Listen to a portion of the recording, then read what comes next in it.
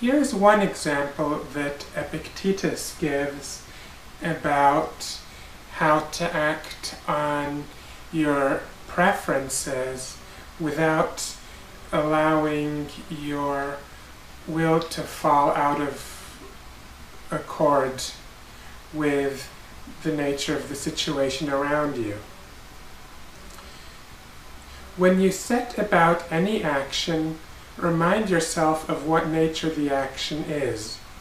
If you are going to bathe, represent to yourself the incidents usual in the bath.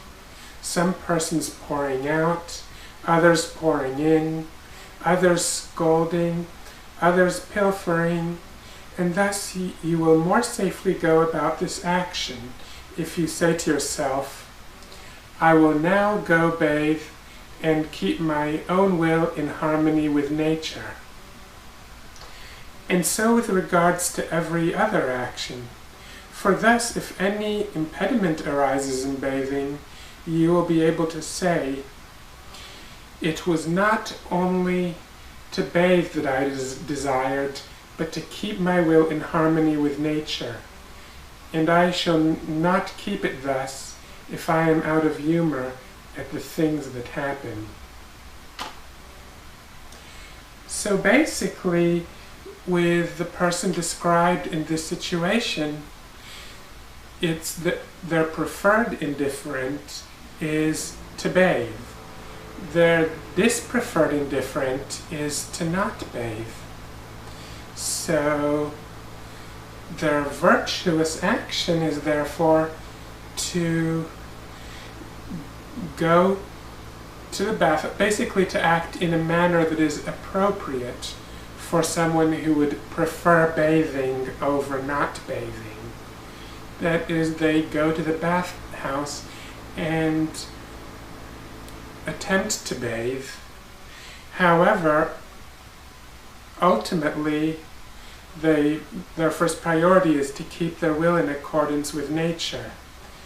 And they realize that whether or not they are happy at the end ultimately doesn't depend on whether or not they get the opportunity to bathe, but on whether or not they act in a manner that is in accordance with nature, both their own and of the environment. Now, through a long and ongoing process known as ascesis, a student of Stoicism will train their will to be more and more in accordance with nature. We never seem to get there while we are in this realm of existence. However, we keep getting closer and closer and closer and closer and closer to the perfect stage of mastery known as sagehood. Now, it's important to note that sometimes ascesis might seem like it's not working, when in fact it is. When I first began my study of Stoicism, I very quickly gained a rudimentary intellectual understanding of the concept.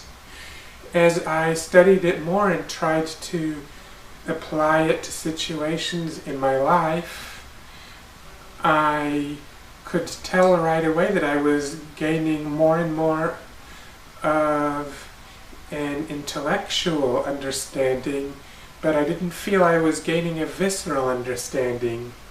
It's like I understand that this and that is indifferent, and that my happiness and sadness should not depend on it, but the part of my brain that controls emotions is failing to register that. However, eventually I encountered a series of situations where afterwards I realized that though I did not handle them perfectly, I handled them much, much better than I would have handled them before my training in Stoicism began. And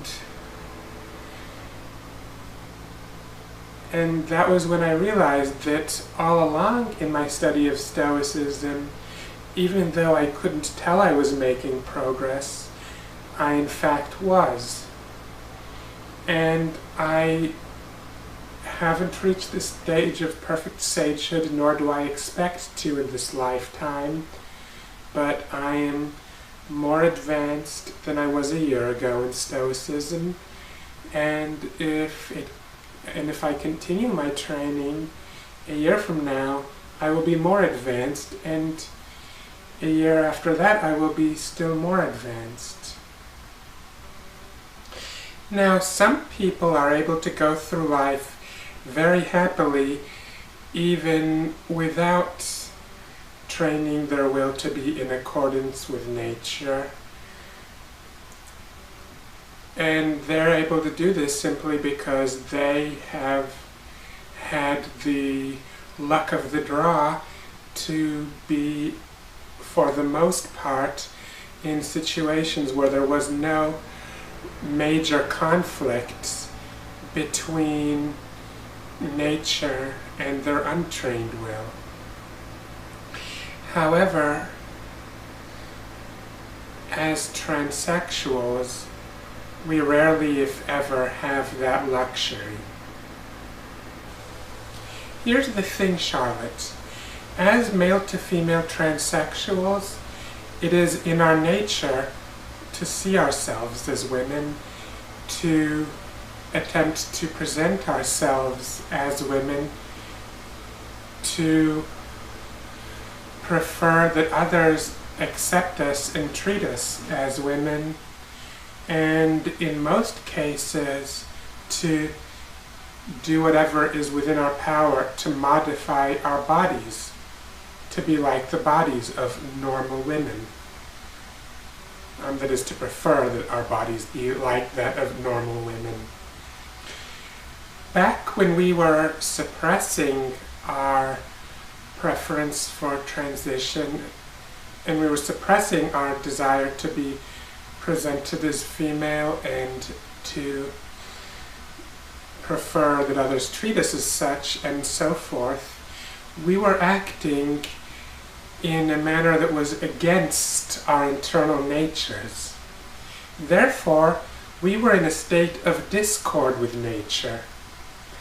And Stoic teaching is that discord with nature leads to lamenting and distress and basically being hurt. And basically this is the reason why so many transsexuals are so likely to commit suicide or be institutionalized if they don't transition.